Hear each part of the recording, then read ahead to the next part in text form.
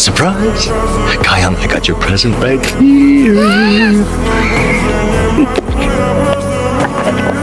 I have a gift I was instructed to bring you, miss. I think you'll get in trouble with Mom again if she saw me holding this.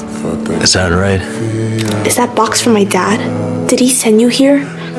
So we could see how I've been doing? Know what you could tell him? That I stopped waiting to hear from him a long time ago. I'll pretend my dad doesn't exist and he can forget about me too. These were your father's belongings. And you'll see next year. Mr. Song Gi-yeon has passed away. Before he died, he left these things for you, Ga-young. Get an awesome present for you, okay? Kayan, I swear.